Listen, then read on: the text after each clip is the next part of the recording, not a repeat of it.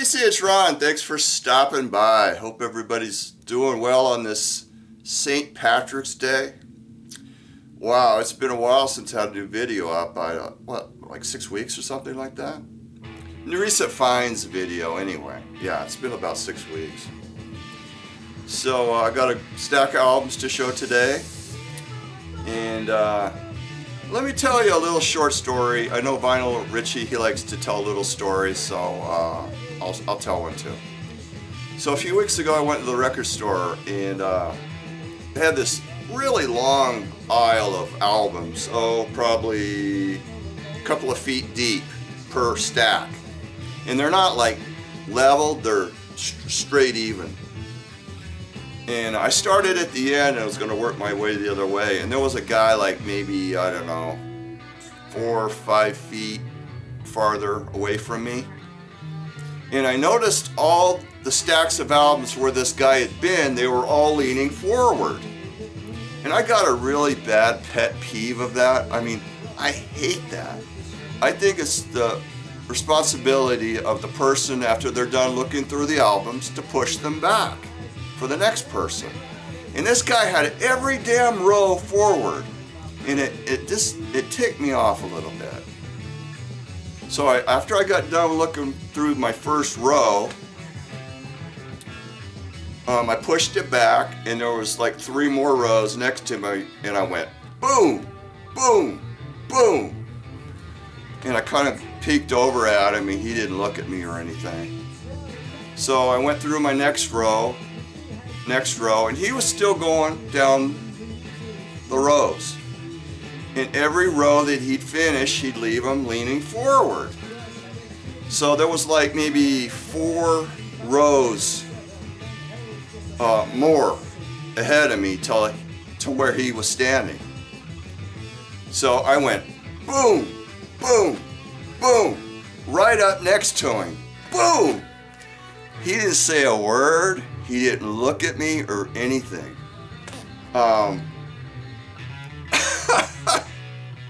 I don't know why I did that, but it just bothered me.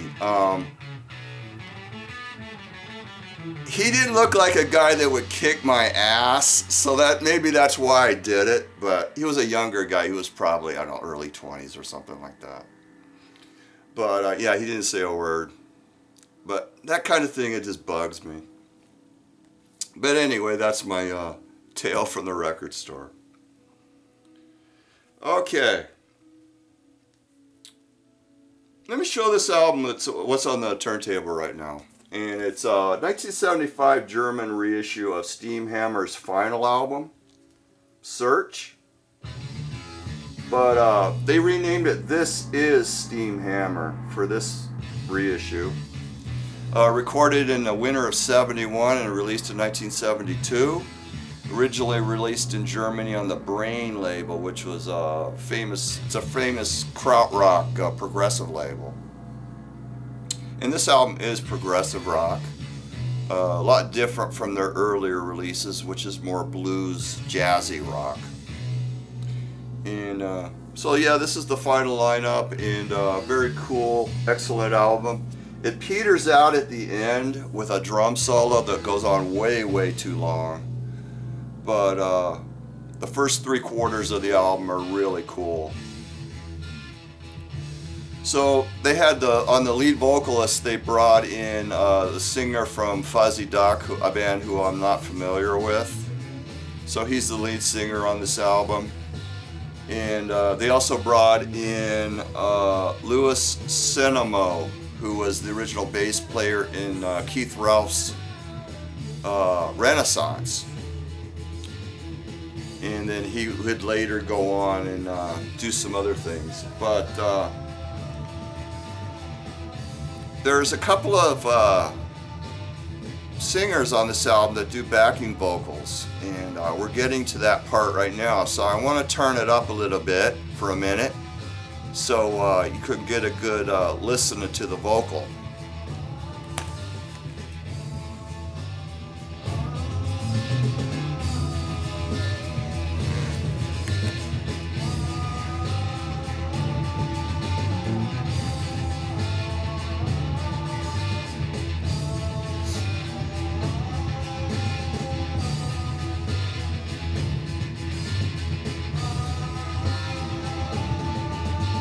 If you haven't recognized the vocal yet,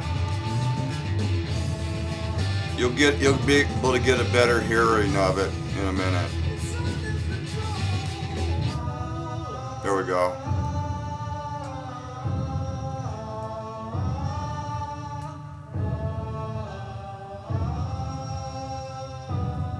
Now some of you might have this album and you might know who this is, others probably don't.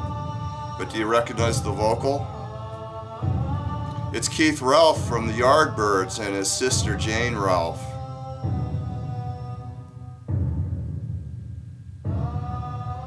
I didn't know about this album, and I just, this is the first Steamhammer I've ever owned or heard, and I was really surprised.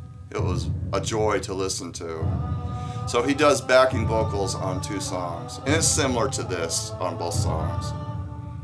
He also did some assistant production work as well on this album. So yeah, this is kind of the predecessor to this album, Armageddon. It came out in '75. It's got the 2 guys from Steamhammer, including Louis Cinema. And they brought in Bobby Caldwell on drums from Captain Beyond, and then Keith Relf does the vocals on this album. So yeah, that was really cool to discover that. Okay, let me turn it down, and when it gets to the drum solo, I'm gonna flip it over to the other side. There's like a 7-minute drum solo that I just can't handle.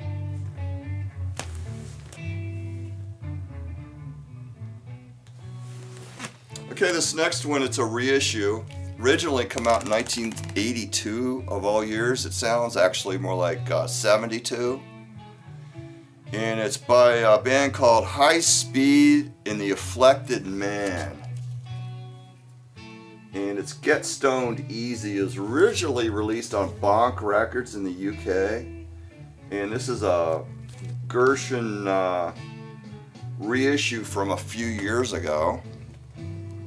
And it's kind of a short album. It's about a half an hour long. It's got 3 long tracks. It's just got this heavy wall of wah-wah fuzz guitar.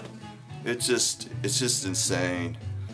And let me get the hype sticker there. Highly rated.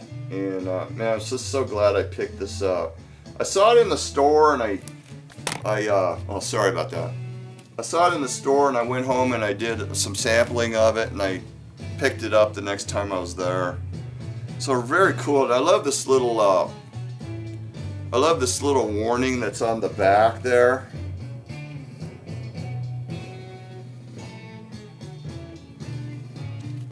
Yeah, warning, this record is very powerful and could give you earhole damage.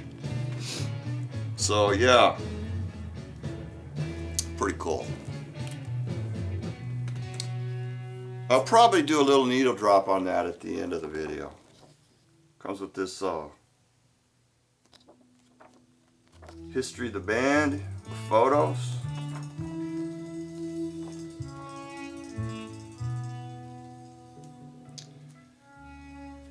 All right, first Black Angels, Passover, 2006. Double vinyl, although it's not 2 full-length LPs, it's more like about maybe an hour long in length. And it's on the Light in the Attic record label, black vinyl. First pressings had an embossed cover. This one does not. Excellent heavy psych. And if I had to say one thing about it that I didn't like, it's a concept album that deals with war and protest. And that's just not my bag. But musically, fantastic album. Okay, I'm going to show a few unauthorized pieces here. I got the Runaways. Live 1976 in Los Angeles at the Starwood, and it's got this really cool silk screen cover with glitter ink.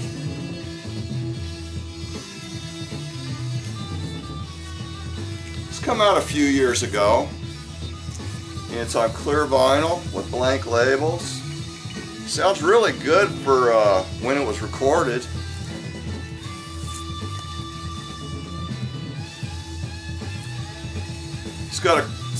They do Wild Thing on it, Trog's cover, and they do a song called Don't Abuse Me, which I don't think they ever released. Too bad Kim Fowley did not take the warning. And so yeah, just really cool. Cherry Bomb. I really like Sherry Curie. When she left the band, yeah, that was just too bad, because I think she made the band in my eyes. Okay, here's an old unauthorized release out of the UK on Psycho. Come out in 1982, and this is a British UK import. And these have always been hard to find. Limited number were made, and always have brought money. So I got an excellent copy, double album, really great, fantastic price. So, and these are known for having really excellent sound.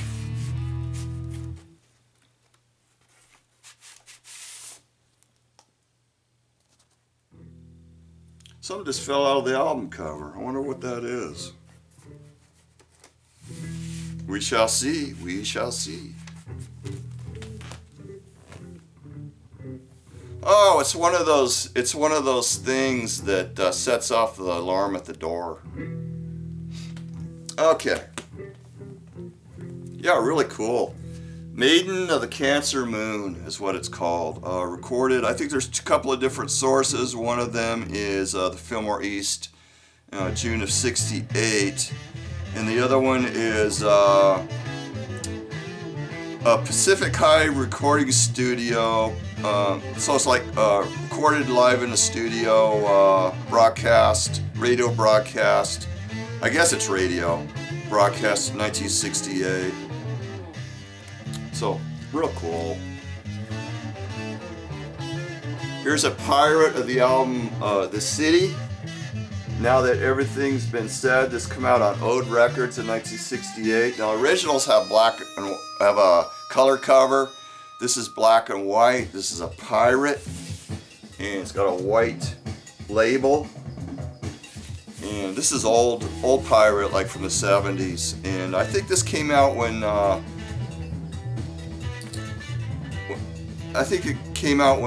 Carole King got real popular with her album Tapestry, because she was in this band. That's her right there. So this is good for what it is. It's pretty middle of the road, mainstreamy type stuff. But it's got the original version of I Wasn't Born to Follow, which the Byrds did on their Notorious Byrd Brothers album. So yeah, this has got the original version of that song, so it's good too. I mean, it's not as good as the Byrds cover version of it, but it's good. Carole King sings it. Okay, I'm going to show some progressive stuff now. Aphrodites Child 666 on Vertigo. This is a US copy. Vertigo Swirl UK labels go for hundreds of dollars. These are relatively cheap here in the US. And this has got a dark theme to it. Apocalyptic type of thing. But musically very cool, and some of it is just downright weird. Fascinating listening. Okay, this next one is a band that just had one album called Sweet Smoke, and it's called Just a Poke. Probably they wanted to do Just a Toke, but maybe they got pressure from the record label not to have that title. Maybe the record label changed it even. But anyway, for all for all intent purposes, let's call it Sweet Smoke, Just a Toke. 2 tracks on it, 1 track on each side, long jammy, progressive rock, a little bit of psyche vibe going in on it. EMI Columbia, original label. Now these are not that expensive, but really cool, and I know Randy has a copy of that. And oh, here I am at that dreaded drum solo that goes on and on and on. Well, I'm just going to have to flip the record over.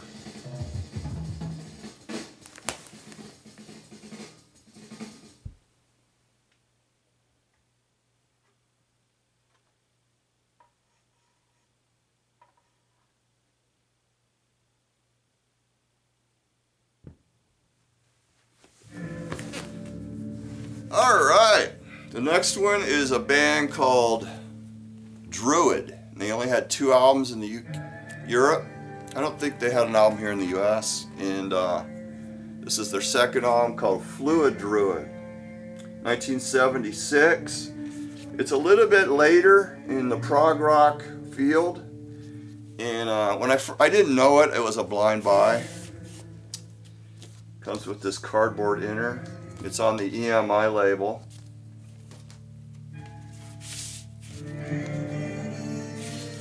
And I guess the first album has a higher rating than this one, but I don't know, I have not heard that first album, but I heard the first album's very Yes-like. There's a lot of Yes Yes type arrangements on it. This one, they kind of got away from that, I think, on this one, so that's why I would probably like this one more. I listened to it a few times and I actually do like it. I don't really like the first song very much because I put it on and God, it was just total sticks.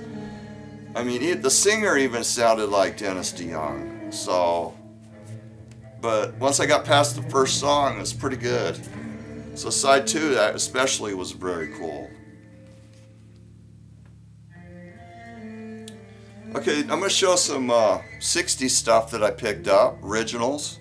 Now this one's pretty obscure. Probably not many of you will know this one. It's Your Game, and I think it came out in '66, and it's on the Red Mercury label. And this is not an expensive album. The reason being, it basically sucks. It's this sort of instrumentals of a few cover versions, you know, like Daydream, Rainy Day Women, 12 and 35, I Call Your Name, the Beatles, and These Boots Are Made for Walking. Plus a few originals thrown in. It has a track by Kurt Bocher, Tomorrow's Dreams, and that's because he is in this band. These are basically studio musicians that posed as a band, I think. So this is Kurt Bocher right here, a young Kurt Bocher. He's like 21 years old right there. And this is another famous sessions player, Mike Deasy, and he put out that album Friar Tuck and His Psychedelic Guitar. So this album predates that album by several months, and I noticed that he's wearing the same sandals here that he was wearing on his Friar Tuck photo. So yeah, this I got this for like a couple of dollars. It looked interesting, but yeah, I wouldn't recommend it at all. It's kind of cool though for the picture. Clean mono copy of Mellow Yellow, Donovan, on the Yellow Epic label. And yeah, I've been looking for one of these for a long time. You know, the stereo's fake stereo, so you pretty much gotta have the mono. Mae West, Mae West, original shrink with this cool price sticker of 99 cents. Collector's record, not seen that before, so that was kind of cool sticker. And yeah, this is okay. It's got the garage band Somebody's Children backing her up, who were a real band. They put out a single or two. And it's got some cool songs. Some of it works, some of it doesn't. It's kind of campy, but it's fun. These did have an insert, Mae West insert, which I did not get, but a really nice clean copy of that. Okay, I got a nice clean copy, stereo copy of Incense and Peppermints. I had this back in the 80s, and this one was always kind of a guilty pleasure of mine. And I don't know, man. I appreciate it a lot more than I used to. So, very cool. I'd love to find a mono copy of this. The track Incense and Peppermints is rechanneled stereo on this album.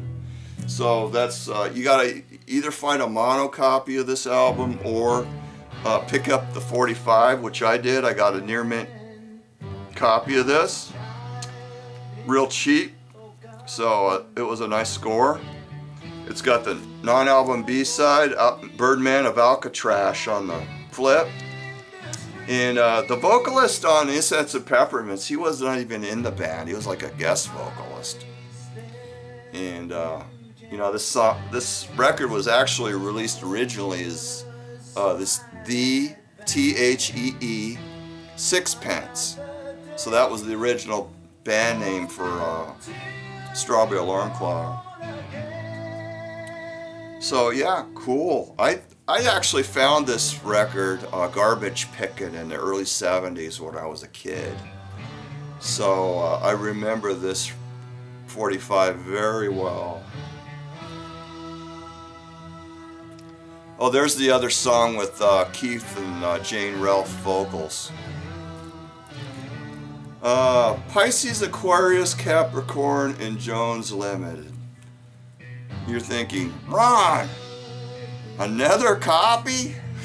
I think this is my third copy. Yeah, it's another copy. But look at this. Look at the price sticker on this.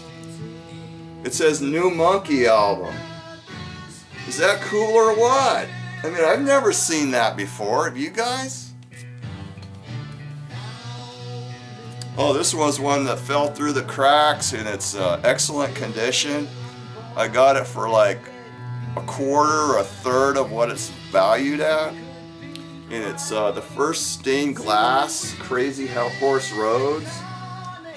And it's got the promo cutout hole.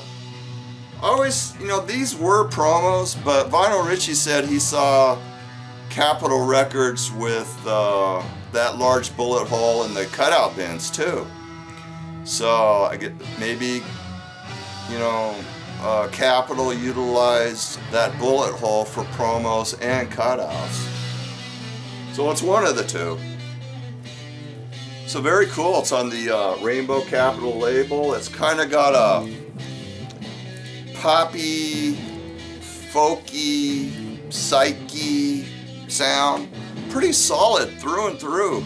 I had this album probably 10-15 years ago and I sold it because it was on the rough side. So I'm really glad to get it again. And it's got the hanging band members cover that, believe it or not, it wasn't banned or withdrawn or anything like that as far as I know. Probably if it had been released a couple of years earlier, it would have been. So that album was from 1968. Then they had one further album after that one. Okay, then for the last thing that I'm going to show is I got an original first pressing of the Mothers of Invention, Uncle Me. Really nice condition, and I got a great price on this. I don't think they realized what they had. So this has got the original song titles on the label before the record label did some censoring.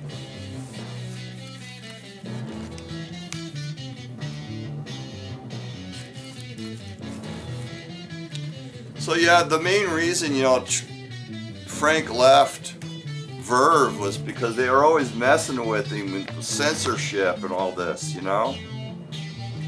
So he started Verve Records, and which was associated with Warner. And here they go on this very first release. They decide to do a little censorship on him. So I guess Frank had a fit. But anyway, it eventually did get. I can't remember if it got reverted back to the original titles or not. I can't remember. But anyway, I found the booklet with it, and I've been looking for the booklet forever out in the wild. And I've not really looked for it online, but I have looked for it forever in the wild. And I finally got a really nice copy of the booklet. It's in great shape. And so this was only in the first issue. The immediate sort of second issue, they didn't put their booklet in there. So it's on heavy card stock.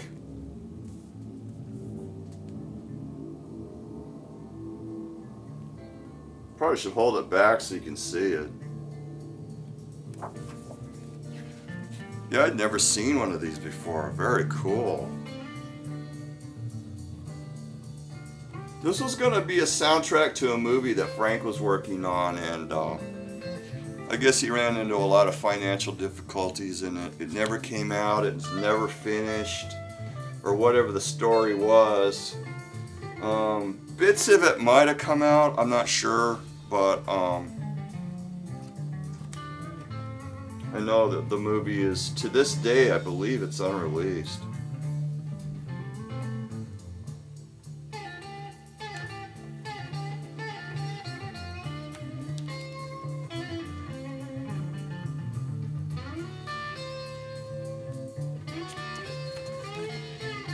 So yeah, great. Very happy to have found that. Okay, that's going to do it for this video, and stick around for just, I don't know, 30, 40 seconds or whatever, and I'll slap on that, I'll slap on that album. What was the title of it? God, I can't even remember. High Speed and the Afflicted Man. I'll play some of side 2, Sun Sun. Yeah, not really great songs on that album, but they really pack a punch. Alright, later guys.